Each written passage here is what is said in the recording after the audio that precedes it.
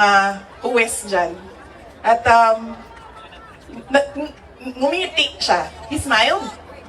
And it seemed to me that it was a comfort to him that he had a daughter who is a lawyer. In fact, sabi niya,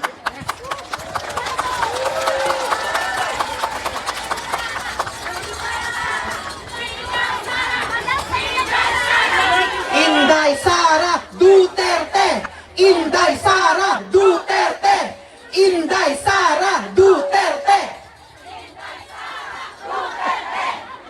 sabi niya, lagi, pag pumapasok ako doon at nagkakaroon kami ng oras na makapag-usap, sinasabi niya, kailan ka ba uwi ng Pilipinas? Anong date ka uuwi ng Pilipinas? Anong ginagawa mo dito? Bakit hindi ka pa umuwi sa Pilipinas? Sinasabi ko sa kanya, inaayos ko lang yung sistema dito at pagkatapos inaantay ko yung mga kapatid ko na pumunta dito. At sinabi niya, ito din, may patama din or diretso din, bullseye din sa edukasyon. Sabi niya, sabihan mo si Paulo na okay lang ako. At huwag siyang pumunta dito hanggang hindi matapos ang eleksyon at maging congressman siya ng 1st District ng Davao City. At sabi niya, sabihin mo kay Baste, hindi siya pwedeng pumunta dito hanggang hindi matapos at ma-elect siyang Vice Mayor ng Davao City. Ito ang pinakamatindi dahil pinagtatawanan namin siya sa group chat namin. Kaming magkakapatid 4, meron kaming group chat. Dahil ang sinabi niya kay Veronica, sabi niya, sabihin mo kay Kitty, hindi siya pwedeng bumisita dito hanggang hindi siya abogado.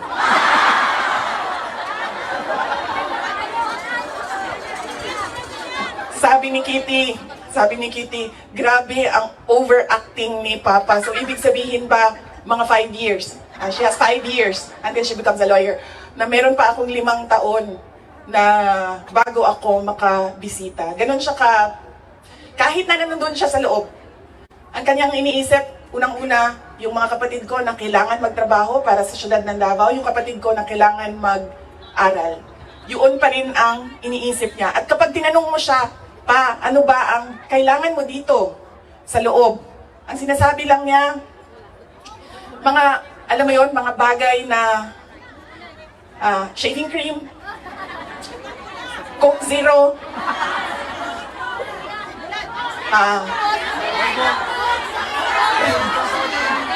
tumigil na siya sa kakahingi ng Pinoy na ulam dahil parang hindi talaga kaya nung nagluluto sa loob ang Pinoy na ulam. Pero nagpadala ako kahapon ng PDF file ng mga recipes na pwedeng sundin nung nagluluto. Yes! Duterte! Duterte! Duterte! Meron siyang hilig sa Coke Zero at yun lang yung hingi niya. May shopping list doon sa loob. At sabi niya doon sa gwardiya na isulat mo dyan, 2 case ng Coke Zero. Kahapon, bago ako umalis, tinuruan ako ng gwardiya. Sabi niya, pwede ka naman bumili dyan sa vendo, tapos iiwan mo para sa kanya. So sabi ko, Papa, anong gusto mo dito? Sabi niya, Coke Zero lang. So bumili akong 4 na Coke Zero, iniwan ko sa kanya. Sabi ko pa, that's 1 for each day pa ha. So, today, tomorrow, Saturday, tomorrow, Sunday, Monday, Tuesday, Wednesday. Dahil darating na yung grocery list mo by Wednesday. At sagot niya sa akin, bakit isa lang? Sabi naman nung gwardiya, sabi niya, he has to have at least 2 because he already drank upstairs, 1 Coke Zero. And then sabi ko, sige pa, babalik naman ako sa Lunes. Sabi ko, 2, bukas Sunday, and 2 sa Monday, tapos i-replenish ko na lang yung Coke Zero mo. Sabi ko sa kanya, alam mo pa, sinasabi sa iyo ng doktor, maglakad ka daw. Huwag kang nakaupo lang sa kwarto mo. Tapos sabi ko, pwede ka naman, allowed kayo na lumabas dyan. Sabihan niyo lang ang gwardiya. Sabi niya, ayoko maglakad sa labas kasi baka didiretso ako sa gate at umalis sa lugar na ito.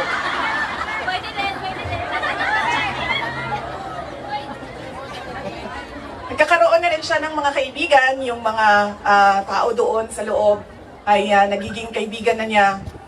At hindi ko lang alam, baka paglabas niya marunong na mag-Dutch. Pero karamihan nung kasama niya sa loob ay French speaking. So, baka paglabas niya, no, di na kayo kay kamaong magbinisaya, tingala tama. Voulez vous coucher avec moi? Tingala na. Whatever that means. So, on that point, he is okay. Okay naman siya. Pero as a lawyer, kasi alam niya yung batas eh. Alam niya kung anong nangyayari. Kaya medyo persuasive siya. And lagi niyang inuulit-ulit kung ano yung kailangan gawin para sa kanyang kaso. At lagi siyang nagtatanong ng timelines dahil alam naman natin sa korte ay medyo may kabagalan. Diba? Magsasagutan ang prosecution, ang defense, maraming mga papel na kailangan ipasok at antayin ang oras. Kaya siya din ay insistent sa mga timelines niya. Pero ang sinasabi niya lagi, alam niya na mali ang ginawa. And at to the very minute na tinulak siya paakyat ng eroplano, ilang beses niya sinabi na I want to be tried in a Filipino court before a Filipino judge and a Filipino prosecutor. Because he knew that number one, wala talagang basihan yung kaso. 43 counts of murder. Ang sinasabi nila na thousands. Totoo yan, ma'am. Kaya minsan naisip ko, naging kaso lang ba ito dahil sinusulat sa media na thousands ang namatay.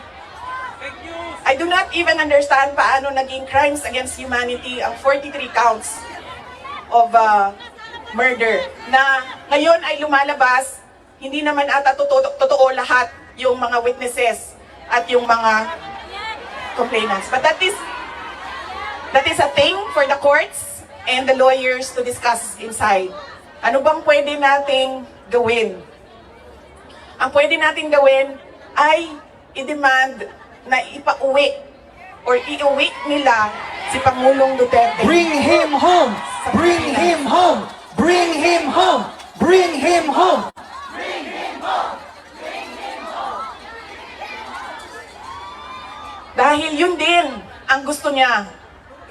Araw-araw na nandun ako, sa mga araw na nandoon ako, isa yan sa paulit-ulit niyang sinasabi, kailan mo ako mapalabas dito dahil darating ang eleksyon, mag-mayor pa ako ng syudad ng Davao.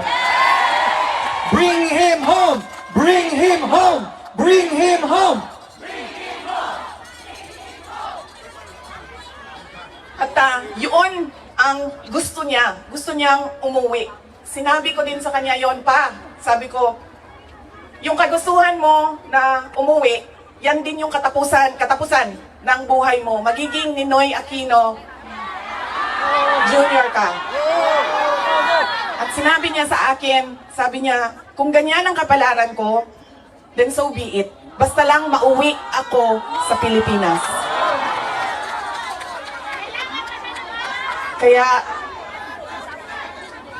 meron man ako worry para sa kanyang safety and security, pero lagi niyang inuulit-ulit talaga, ibalik niyo ako sa Pilipinas. Bring him home! Bring him home! Bring him home! Bring him home!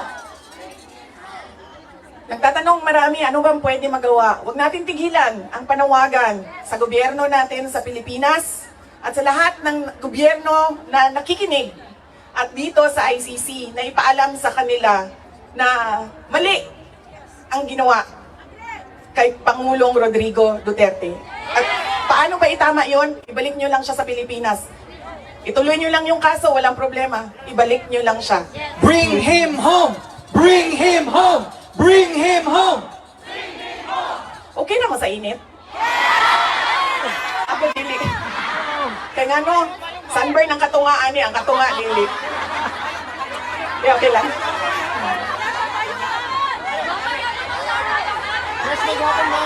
Hindi, okay lang, okay lang. Binuangan lang tamo. Nakaredy ang sunblock diri doble. Okay lang, sir. Kaya di nila makita na ako ang mata kung magkalok ka. Oo. Okay? Unsa pa ba? Ano pa ang pwede nating gawin?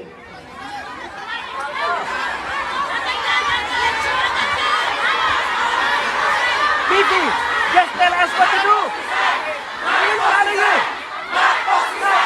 Marcos resign! Marcos resign! Marcos resign! Kayo nagsabi niyan, hindi ako ha. Bukas, suspended na kayong lahat. Nakulong na kayong lahat sa sedition. At kayo, hindi na kayo makakauwi dahil kinulong na kayo dyan sa... Okay, okay. Sabi mo.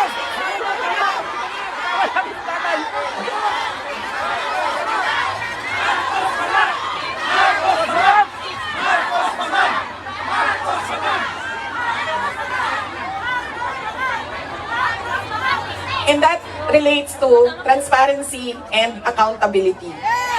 Alam nyo kasi, ang pagiging Pangulo, dapat nasa tamang pag-iisip ka. Kapag